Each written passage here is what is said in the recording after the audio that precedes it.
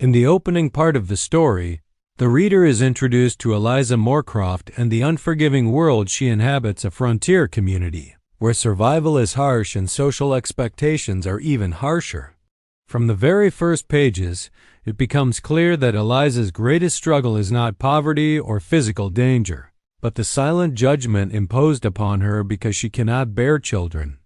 In this settlement, motherhood is considered a woman's primary purpose, and failure to fulfill that role marks her as defective, regardless of her kindness, labor, or loyalty.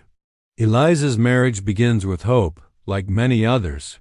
She marries young, believing love and effort will be enough to build a future. The early years are filled with shared dreams, small domestic joys, and the promise that time will bring children. Each passing season, however, delivers disappointment. The midwife's visits grow frequent, her remedies more desperate: bitter teas, whispered prayers, rituals rooted in both faith and superstition. Every failed attempt deepens the quiet tension in Eliza's home. Her husband is not cruel at first. He avoids her eyes at the supper table, spends longer hours away, and speaks less as the years go by. His silence hurts more than anger would have. Around them, neighbors begin to notice the absence of a child's cry, and their pity quickly hardens into suspicion. Whispers follow Eliza when she walks through the settlement, suggestions that she is cursed, that God has closed her womb for a reason. No one says these things aloud to her face, yet she feels them in every averted glance. The true power in Eliza's life lies not with her husband, but with his family. His mother, especially, sees Eliza as a failed investment, a woman who eats, works, and takes up space without fulfilling her duty. In a society with scarce resources, usefulness is everything. Over time, the family's conversations shift from disappointment to calculation. Eliza senses the change but cannot imagine its outcome because no one speaks openly.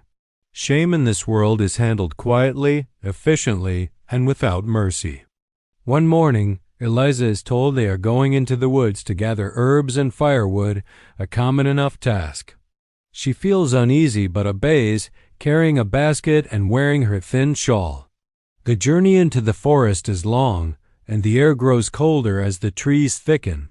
When they stop near a familiar trail, Eliza is asked to wait while the others go ahead. Minutes pass. Then hours. Slowly, the truth settles into her bones. They are not coming back.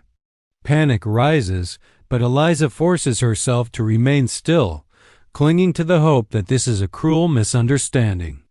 As daylight fades, hope gives way to terror. She calls out until her voice breaks, but only the forest answers. The loaf of bread left behind feels less like charity and more like a sentence, enough to delay death, not prevent it. As night falls, the woods transform into something alive and watching. The cold seeps through her clothes, and the sounds of animals remind her how small and fragile she is. More painful than fear, however, is the realization that she has been erased. There will be no mourning, no questions asked. Her absence will be explained away as fate, not betrayal. It ends with Eliza alone beneath towering pines, confronting not just the wilderness, but the devastating truth that her worth was decided by what her body could not do. This moment establishes the emotional foundation of the story, a woman stripped of identity and belonging, poised on the edge between survival and surrender. Opens with Eliza truly alone, marking the moment when abandonment shifts from shock to lived reality. The forest is no longer just the backdrop of her betrayal, it becomes an active force, indifferent and immense. The safety of human voices is gone, replaced by wind through pine needles and the distant cries of animals. Eliza's first instinct is to follow the path back, but as darkness deepens, fear freezes her feet. The woods she has known only from the edges now stretch endlessly in every direction, swallowing certainty. The night is brutal. Cold presses into her bones, and every sound feels like a threat. Eliza wraps her thin shawl tightly around herself, realizing how little she was given, how deliberately unprepared she was meant to be. Sleep comes in broken fragments, haunted by dreams of footsteps that never arrive. When morning finally breaks, it does not bring relief, only the harsh truth that no one is coming for her. Hunger and thirst quickly replace panic. Eliza remembers fragments of advice shared by other women, how to recognize clean water, which berries might be safe, but doubt shadows every decision. A wrong choice could mean sickness or death. She drinks carefully from a shallow stream, cupping the water with trembling hands, and cries not loudly, but quietly, as if even her grief must not disturb the forest. As the hours stretch into days, Eliza's mind begins to turn against her. Alone with her thoughts, she replays every moment of her marriage, searching for signs she missed, wondering if she could have tried harder, prayed more, been better. The cruelty of her abandonment seeps inward, transforming into shame. She catches herself thinking the unthinkable, that perhaps they were right to leave her, that perhaps she truly had no place among people. Yet survival demands action. Eliza gathers fallen branches to build a crude shelter and uses her apron to carry what little food she finds.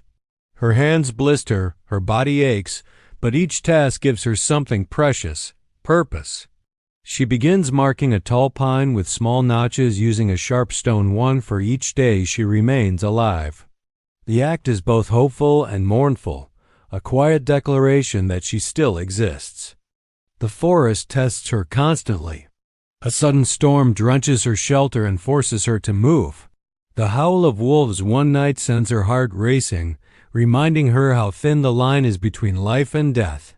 She climbs trees to avoid danger, hides in thickets, and learns to move slowly, listening before each step. Fear becomes a companion never gone, but no longer paralyzing. What surprises Eliza most is the subtle change within herself. Stripped of expectations and judgment, she begins to feel something unfamiliar: anger. Not the sharp, reckless kind, but a steady burn that fuels her determination. She realizes that she did not choose her body, her fate, or the cruelty done to her, and that truth gives her strength. Each sunrise becomes an act of defiance. By the end of, Eliza is weakened but no longer broken. She is still lost, still vulnerable, yet alive against all odds. The forest has not claimed her, and she has not surrendered to despair. As she stumbles toward a distant logging path, unaware that others will soon cross, it closes with a fragile balance between exhaustion and resolve. Eliza does not yet know if she will be saved, but she has made a decision far more important. She will not let the woods be the place where her story ends. It opens with Eliza truly alone, marking the moment when abandonment shifts from shock to lived reality. The forest is no longer just the backdrop of her betrayal. It becomes an active force, indifferent and immense. The safety of human voices is gone, replaced by wind through pine needles and the distant cries of animals. Eliza's first instinct is to follow the path back, but as darkness deepens, fear freezes her feet. The woods she has known only from the edges now stretch endlessly in every direction, swallowing certainty. The night is brutal. Cold presses into her bones, and every sound feels like a threat. Eliza wraps her thin shawl tightly around herself, realizing how little she was given, how deliberately unprepared she was meant to be. Sleep comes in broken fragments, haunted by dreams of footsteps that never arrive. When morning finally breaks, it does not bring relief, only the harsh truth that no one is coming for her. Hunger and thirst quickly replace panic. Eliza remembers fragments of advice shared by other women, how to recognize clean water, which berries might be safe, but doubt shadows every decision. A wrong choice could mean sickness or death. She drinks carefully from a shallow stream, cupping the water with trembling hands, and cries not loudly, but quietly, as if even her grief must not disturb the forest. As the hours stretch into days, Eliza's mind begins to turn against her. Alone with her thoughts, she replays every moment of her marriage, searching for signs she missed, wondering if she could have tried harder, prayed more, been better. The cruelty of her abandonment seeps inward, transforming into shame. She catches herself thinking the unthinkable, that perhaps they were right to leave her, that perhaps she truly had no place among people, yet survival demands action. Eliza gathers fallen branches to build a crude shelter and uses her apron to carry what little food she finds. Her hands blister, her body aches, but each task gives her something precious, purpose. She begins marking a tall pine with small notches using a sharp stone one for each day she remains alive. The act is both hopeful and mournful, a quiet declaration that she still exists. The forest tests her constantly. A sudden storm drenches her shelter and forces her to move. The howl of wolves one night sends her heart racing, reminding her how thin the line is between life and death. She climbs trees to avoid danger, hides in thickets, and learns to move slowly, listening before each step. Fear becomes a companion never gone, but no longer paralyzing. What surprises Eliza most is the subtle change within herself. Stripped of expectations and judgment, she begins to feel something unfamiliar, anger. Not the sharp, reckless kind, but a steady burn that fuels her determination. She realizes that she did not choose her body, her fate, or the cruelty done to her, and that truth gives her strength. Each sunrise becomes an act of defiance. By the end Eliza is weakened but no longer broken. She is still lost, still vulnerable, yet alive against all odds. The forest has not claimed her, and she has not surrendered to despair. As she stumbles toward a distant logging path, unaware that others will soon cross, it closes with a fragile balance between exhaustion and resolve. Eliza does not yet know if she will be saved, but she has made a decision far more important. She will not let the woods be the place where her story ends. Marks the turning point of the story, where Eliza's isolation finally breaks, not through rescue by strong men or sudden luck, but through the unexpected compassion of children. The chapter opens with Eliza near the edge of collapse. Days of hunger, cold, and constant vigilance have hollowed her strength. Her steps along the narrow logging path are unsteady, and the forest seems to tilt around her. She is no longer thinking in full thoughts, only fragments. Water, rest, don't fall. When her knees finally give way, she sinks to the ground beside a patch of berry bushes, the world dimming at the edges. She half expects the forest to finish what her family began. Instead, voices cut through the haze high, startled, unmistakably human. Eliza's eyes flutter open to see two children staring at her, frozen between fear and curiosity. Nora and Eli are siblings, sent by their father to bring lunch to the logging site deeper in the woods. They are used to hard work and sharp tools, carrying axes far too heavy for their small frames. Their clothes smell of pine sap and smoke, and their faces are smudged with dirt. Though warned never to talk to strangers, they cannot ignore the woman lying at their feet, thin, pale, and clearly near death. At first, the children whisper to each other, unsure what to do. Eli grips his axe like a shield, while Nora kneels cautiously beside Eliza. When Eliza tries to speak, only a dry whisper comes out. Nora immediately offers her water, holding the canteen steady with both hands. That simple act, water freely given, becomes the first true kindness Eliza has received in a long time, and it overwhelms her. The children's innocence contrasts sharply with the cruelty Eliza has endured. They do not ask what she did wrong or why she is alone. To them, suffering is not a moral failure, it is a problem to be solved. Nora insists they cannot leave Eliza there, even if it means being late or in trouble. Eli hesitates, aware of danger and rules, but his concern for his sister and the injured woman wins. As Eliza regains a little strength, she becomes afraid not of the children, but of what her presence might bring upon them. She tries to urge them to go, warning that she could be trouble. The children don't fully understand, but they hear fear in her voice. Nora takes Eliza's hand and promises they will find their father. The certainty in the child's words breaks something inside Eliza, and she finally allows herself to lean on someone else. The journey to the logging camp is slow. Eliza stumbles between the children, who support her with surprising determination. Along the way, she learns small things about them. Their mother died years ago.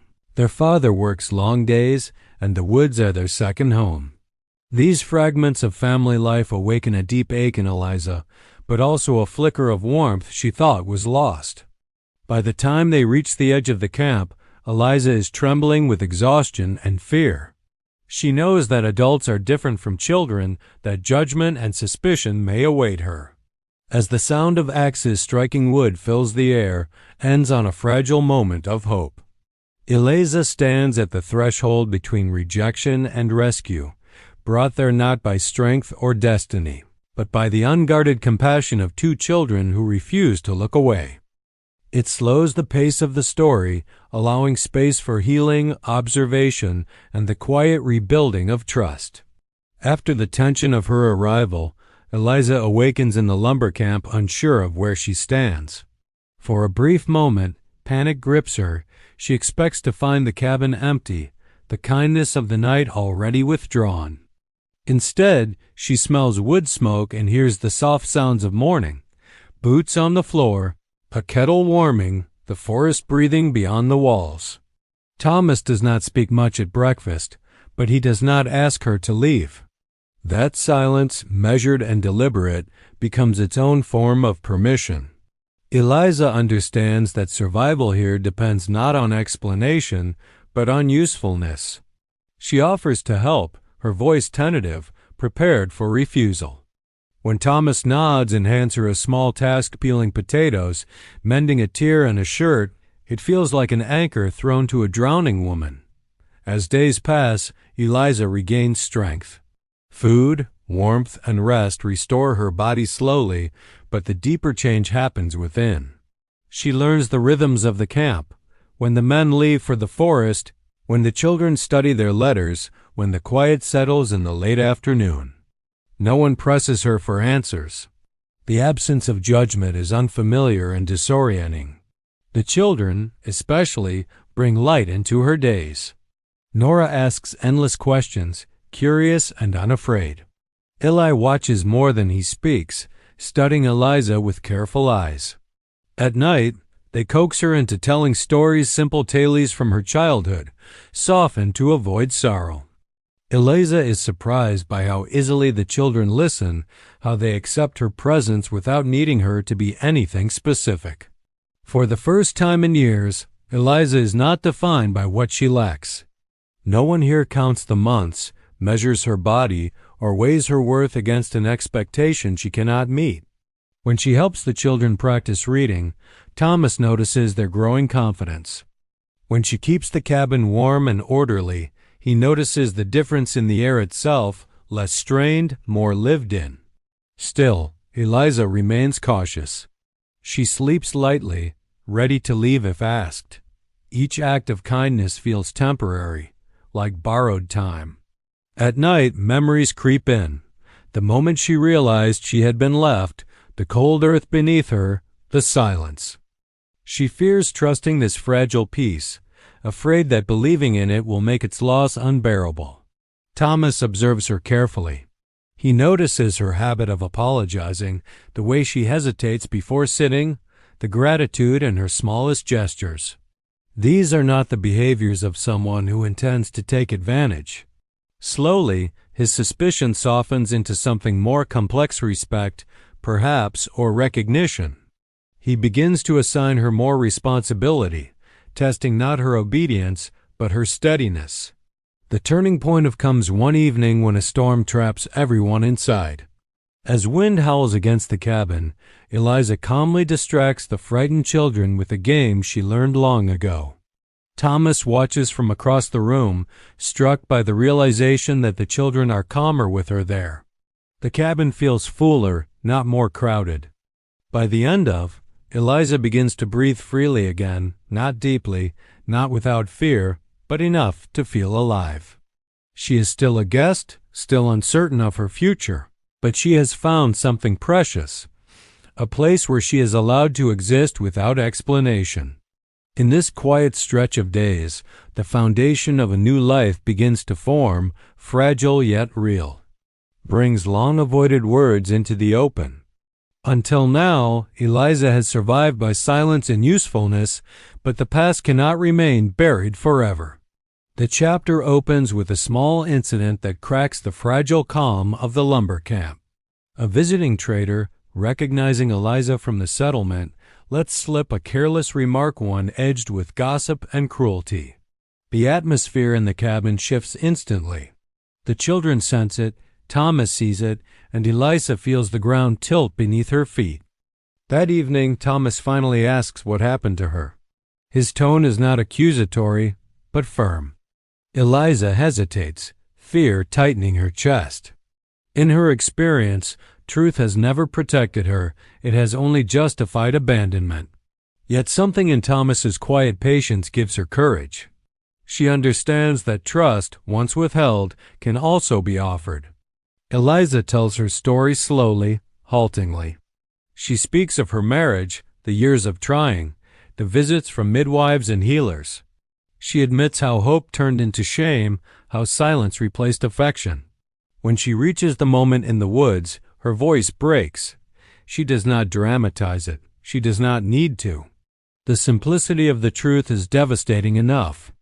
She was led into the forest and left because she could not give them a child.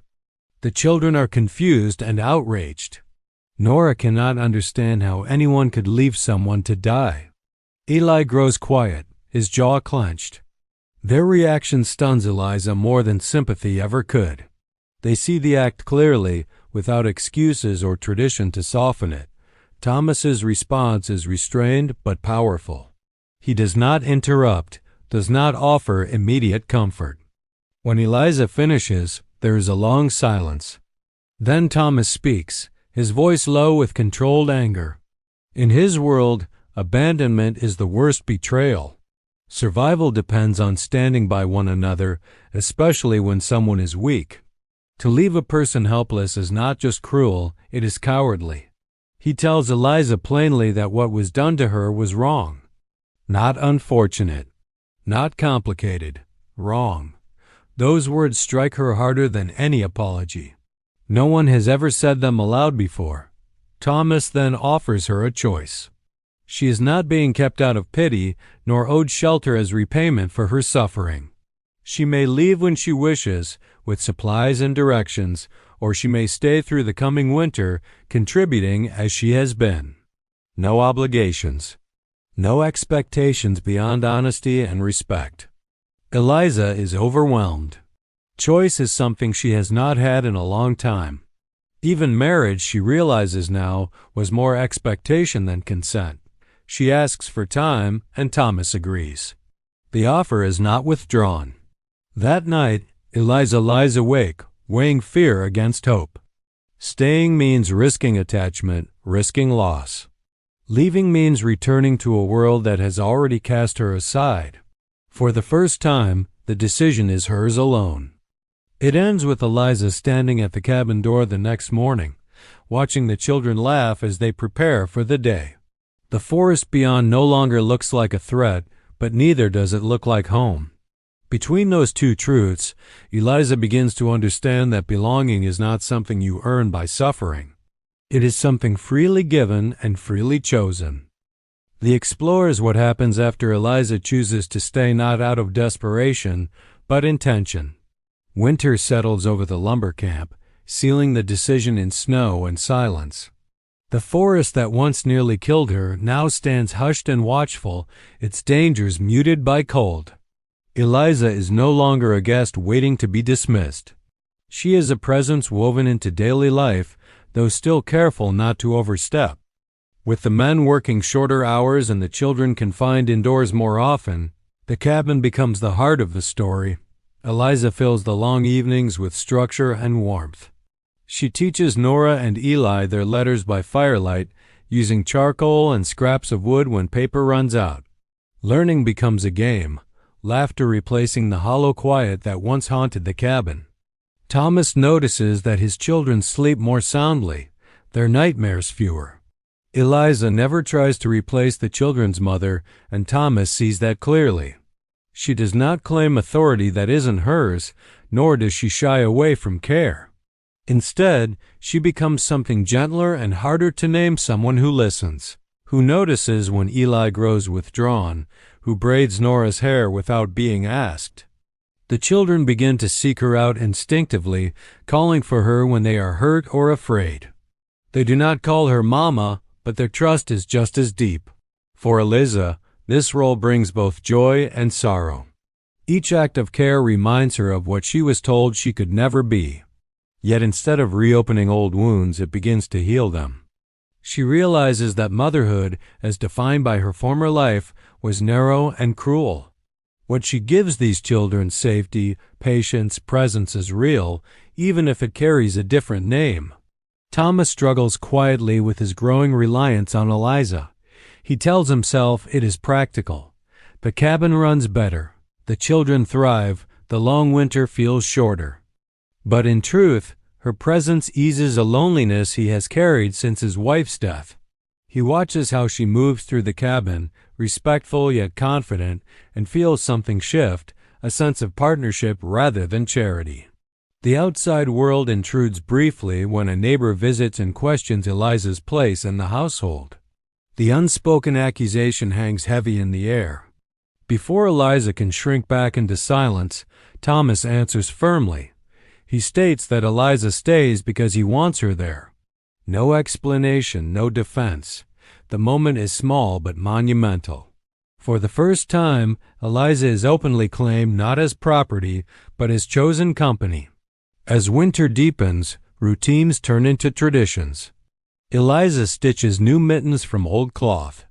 She invents stories that make the children laugh even when storms rage outside.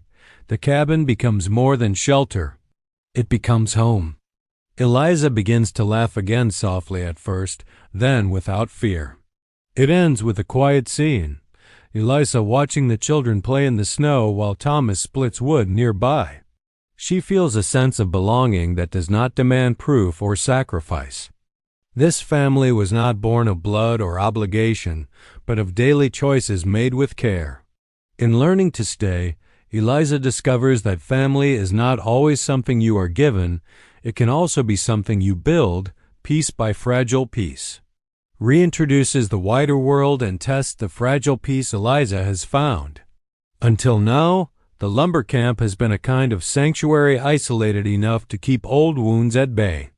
But supplies run low, and winter makes travel difficult. A trip into the nearby settlement becomes necessary, forcing Eliza to face the very society that once erased her. Eliza dreads the journey more than the cold. As she prepares to go with Thomas, old fears resurface, the sharp glances, the whispered judgments, the stories told in her absence. She considers staying behind, but Thomas insists gently that she has nothing to hide. His confidence unsettles her. She has spent so long believing she deserved her exile. The settlement is smaller than she remembers, yet more suffocating. The moment Eliza steps into the trading post, eyes turn. Recognition sparks, followed by murmurs. Her former family's version of events has taken root, painting her as unstable, cursed, or morally suspect. No one speaks directly at first, but their silence is heavy with accusation. When a shopkeeper finally asks, too loudly, whether Eliza should be allowed credit, the tension breaks. Thomas responds without raising his voice. He states plainly that Eliza works in his household, that she is under his protection, and that her character is beyond question. His words carry weight, not because he is powerful, but because he is respected. The children, unaware of social nuance, add their own defense. Nora declares that Eliza reads to them every night. L.A. says she saved him from a fever. Their simple truths expose the cruelty of the rumors more effectively than any argument could.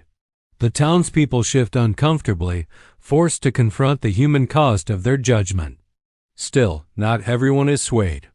A woman Eliza once knew mutters that a barren woman brings misfortune. The words sting, even now. Eliza feels herself shrinking, the old shame clawing its way back. For a moment, she considers leaving, disappearing again before the pain deepens. Then Thomas does something unexpected.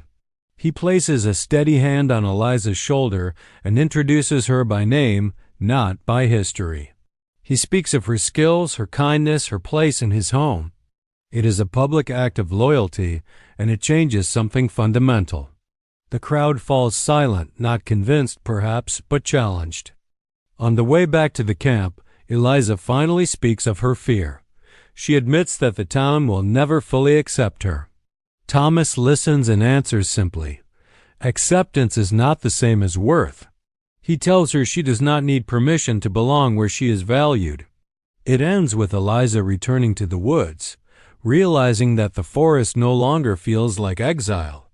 The judgment of the town still hurts, but it no longer defines her. She has seen clearly now.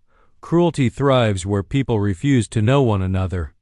In choosing to stand beside her, Thomas and the children give Eliza something the settlement never did: a voice, a name, and the dignity of being seen. That brings emotional resolution through action rather than declarations. The bond between Eliza and the Lumberjack family has grown quietly, but it is tested when illness sweeps through the camp late in winter. What begins as a mild cough in Eli quickly spreads, leaving both children feverish and weak. With the nearest doctor days away and snow blocking the roads, fear settles heavily over the cabin. Eliza does not hesitate. She takes charge with a calm born of long practice caring for others while neglecting herself. She keeps the fire fed through the night, cools fevered skin with damp claws, and measures time by breaths rather than hours. Thomas watches her move with tireless devotion, realizing how instinctively she protects the children not from duty, but from love. Days blur together. Eliza barely sleeps, refusing to leave the children's sides. At one point, Thomas insists she rest, reminding her she is no good to anyone if she collapses. She answers simply that she will rest when they are safe. The words are not dramatic, but they carry weight. Thomas understands then that Eliza is not staying because she has nowhere else to go. She is staying because this is where hurt has settled. When the fever finally breaks, relief floods the cabin. Eli wakes first, weak but smiling, asking for Eliza before anyone else. Nora grips Eliza's hand, whispering that she knew she would not leave them. In that moment, Eliza feels a certainty she has never known. She may not have given them life, but she would give her own for theirs without question. Exhaustion finally claims her, and this time it is Thomas who keeps watch. As Eliza sleeps, he reflects on how deeply she has become part of their lives. He remembers the woman who arrived trembling from the woods and sees now someone strong, steady, and fiercely loving. He also recognizes something else. His own heart has begun to heal in her presence. When Eliza wakes, Thomas speaks honestly for the first time. He does not make grand promises or speak of romance. Instead, he tells her that the children consider her family, and so does he. He asks her to stay not for the winter, not until she recovers, but for as long as she wishes. The choice is placed in her hands once more. Eliza is afraid. Choosing means risking loss. It means believing that this happiness is real. Yet she has already made the choice through her actions. She sees it now. Family is not proven by blood, but by who stays when things are hardest. She accepts not with tears or relief, but with quiet resolve. The decision feels less like a leap and more like coming home. It ends with the four of them sitting together by the fire, the storm outside finally easing. No one speaks, because nothing needs to be said. They have chosen one another, fully, and without condition, and in that choice, Eliza's long exile truly ends. Brings the story full circle, returning to the forest that once symbolized Eliza's rejection and transforming it into a place of quiet resolution. Time has passed by the opening of this final section, not rushed, but allowed to settle naturally. Spring softens the hard edges of winter, and with it, Eliza's life takes on a sense of permanence she once believed was impossible. Eliza is no longer the woman who woke each day afraid of being asked to leave. Her place in the household is unquestioned, not because it has been argued for, but because it has been lived into. The cabin carries her imprint in small, intimate ways: neatly mended clothes, herbs drying near the window, children's lessons carefully stacked by the hearth. These details matter because they show belonging not as a title, but as participation. Nora and Eli have grown not just in size, but in confidence. They move through the world with the assurance of children who know they are loved and protected. They no longer cling to Eliza out of fear of loss, but seek her out with the easy trust of family. Eliza watches them and understands something profound. She did not fail at motherhood, she was simply never given the chance to define it on her own terms before. Here, love is not measured by birth, but by presence. Thomas and Eliza's relationship continues in the same quiet rhythm that has defined it from the start. There is no dramatic shift, no moment where everything is spoken aloud. Instead, their bond is shown through shared responsibility and mutual respect. They consult one another naturally, rely on one another without shame, and stand together when challenges arise. What binds them is not need, but choice made daily, without coercion. The story's emotional climax comes not through conflict, but through reflection. Eliza feels drawn back to the place where her life nearly ended, the stretch of forest where she was abandoned. This return is not driven by pain, but by a need for closure. When she stands there, the woods feel different. The silence no longer accuses her. The trees no longer loom as witnesses to her worthlessness. They are simply trees. Eliza realizes that the place where she was left behind does not own her story. Her former family's judgment no longer defines her value. She does not need forgiveness from those who wronged her, nor vindication from the town. What she has built is enough. When she returns to the cabin, she finds Thomas and the children waiting, an unspoken habit that speaks volumes. The image mirrors the opening of the story in reverse. Where once Eliza waited alone in the woods, now she is expected, wanted, seen. It closes with a sense of earned peace. Eliza's life is not perfect, but it is whole. She has learned that worth is not something granted by society, fertility, or tradition. It is something that exists inherently and flourishes when met with kindness. In the end, Eliza was not saved by being claimed as a wife or judged as a mother. She was saved by being allowed to stay, to choose, and to love without condition. She was left in the woods, but she was found in a family that understood her value long before the world ever did.